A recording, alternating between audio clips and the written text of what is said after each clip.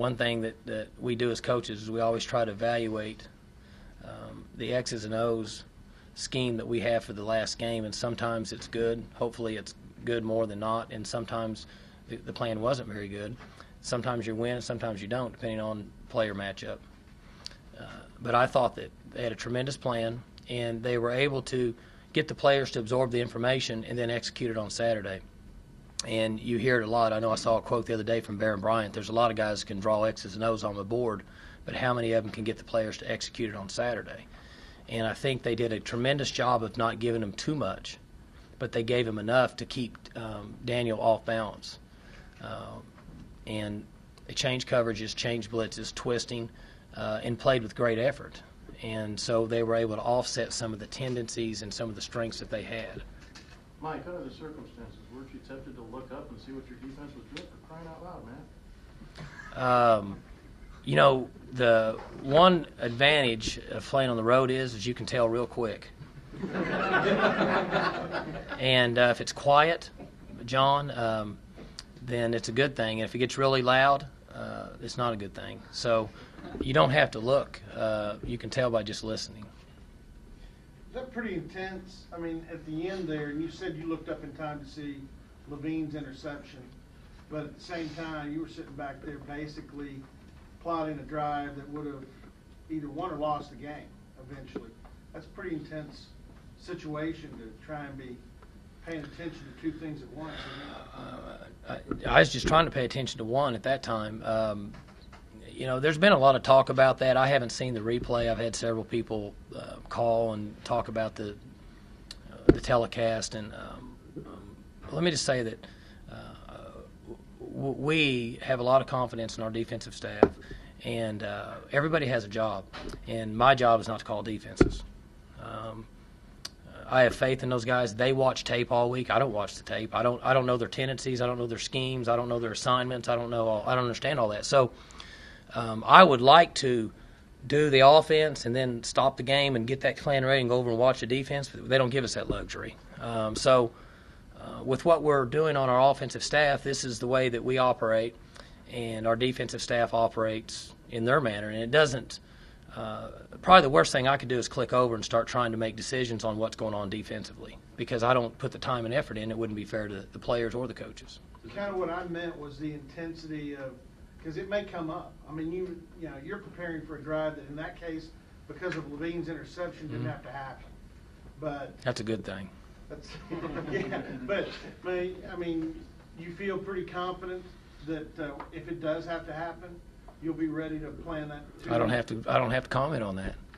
I don't have to say anything on that. Right. It didn't take place, so I don't have to comment on that. Do me this favor. I asked you about Damian Davis yesterday. Mm-hmm. I want to ask again about his emergence and, you know, again, making clutch plays for a guy that in high school, I mean, you know, he had it tough. It hadn't been easy for him getting to where he is right now. Damian's has come a long way. He is on the path to a real success story.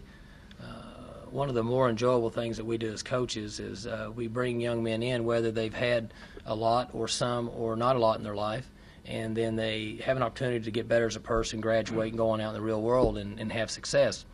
And Damian is a good person who has spent some time in the doghouse around here, but that's not abnormal and that's not unusual for a young person. I spent some time in the doghouse when I was in college.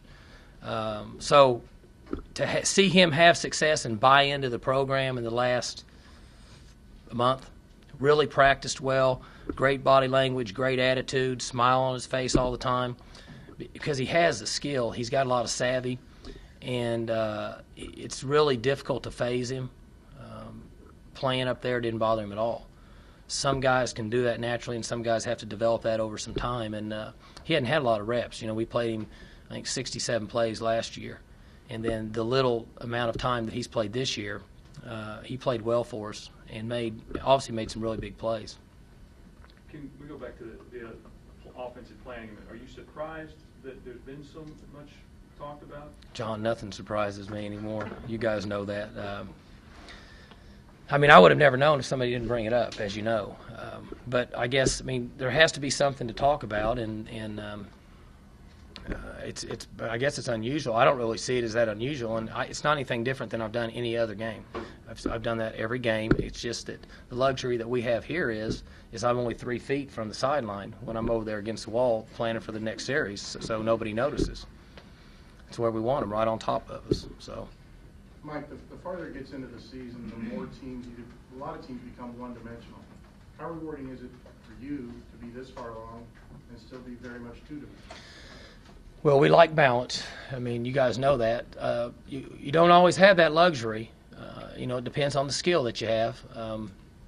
If you got a back that can make a play or a wideout that can make a play or somehow get the ball thrown down the field, and then you can run it, then we think it's a luxury. That's us. I mean, there's other people that have success throwing it every down, and some people have success running it more, but we feel like a balanced attack gives us, in our system, the best opportunity to score points.